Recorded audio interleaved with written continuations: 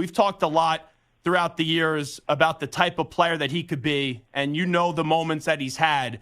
But to see what he was able to do, clutch shot after clutch shot up against the Lakers, just what comes to mind for you when you reflect on what Murray was able to do in round one? I mean, it just always comes down to his mental toughness, his desire to make plays and under pressure. And I think he just keeps on rising and getting better throughout the years. So there's never a time he's really disappointed in that kind of scenario. Do you think he gets the proper respect? Because I feel like he's disrespected the fact that everyone knows how good he is, and the guy still hasn't been an all-star in the NBA so far. Absolutely not. I feel like, obviously I'm speaking selfishly, but I think we have the best point guard in the league. And so for him not to be an all-star, it's just like it's laughable. But, it is what it is. The way the system is set up right now, you put almost double weight into the regular season with all-star and then all NBA being voted for after the regular season. So, maybe it's something as a league we should look at. And then let me get to obviously your best player in Nikola Jokic. We all know what he's been able to do as the general manager of the Nuggets. Calvin Booth is here with us. Does anything surprise you anymore with Joker? Because I'm running out of ways to describe him, because each and every night I watch him, I just walk away saying, wow, wow, wow. Yeah, I think we just get used to seeing the extraordinary with him. And hopefully we never get too used to it, because it's just something that's amazing to watch it night in and night out. And he, again, continues to raise levels every year in every series. It's amazing to me, and I don't think this is the majority, but some say, oh, well, it's boring to watch Nikola Jokic. Like, I'm sure you've heard that. I'm not saying it, to be clear. You know that. But it's amazing to me how some people still try to take some jabs and still try to slight your big fella. Yeah, maybe it's a matter of preference. I know some people like to see the high-flying act, but there's also a segment of people that like to see really smart basketball and great passing and decision-making and somebody that can use their mind to get things done on the court.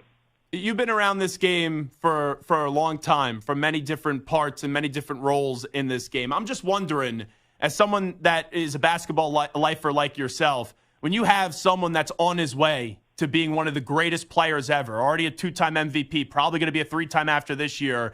We know he's already won 1 championship. He has a finals MVP. What are you able to learn when you watch Nikola Jokic play? I just think how much the mental part of the game matters, the preparation you put into it matters, because the level he plays at and the efficiency level that's accomplished at every game, it takes the skill and the athleticism and the body and the mind. Talking to Calvin Booth right now, the general manager of the Denver Nuggets. Denver gets set for the second round of the postseason, going up against Minnesota tomorrow. Calvin, why has your team not had any complacency? Sometimes a team gets over the mountain, over the hump. They win a championship, and they don't come back as strong the following season. Right now, most people are picking you to repeat as champion. So why has this team not taken a step back at all? I think the leadership of, Coach Malone, and I believe the starting lineup, Nikola obviously being the leader of that. I think Nikola said it in a recent press conference, winning's become a lifestyle for this team, and I think they expect to win, and they want to keep doing it. So hopefully we're able to get there again. Let me ask you about Michael Porter Jr. Clearly a lot out of his control is going on off the court with this family. He didn't miss a beat, though, on the court. What does that kind of say about his mental toughness? I know what's going on off the court has nothing to really do with him doing anything wrong, but it's still his family, and from a human emotion side, you wonder if that was going to impact his game at all, and it hasn't looked like it has. No, he's been fantastic, and we wouldn't be out of this series without him. Stepped up time after time to make big shots, rebounded the ball at a really high level, and I just think his mental toughness and the fact that his pride, has a lot of pride in his performance. I don't think he was necessarily thrilled with the way last year ended from an individual standpoint, efficiency-wise. Of course, he was very happy for us to win a championship, but I think he thought he could play a lot better, and he has this playoffs. Talking to Calvin Booth right now. I know this is the nature of the sport. When you've been involved in it this long, there's so many relationships, and you go up against people that you know very well. You were in the Minnesota organization. Obviously, you being in Denver, you have a close relationship with Tim Connolly, who's now running the Timberwolves. Is it at all bizarre when you get set to go up against them, just with some of the personal relationships knowing both sides of it?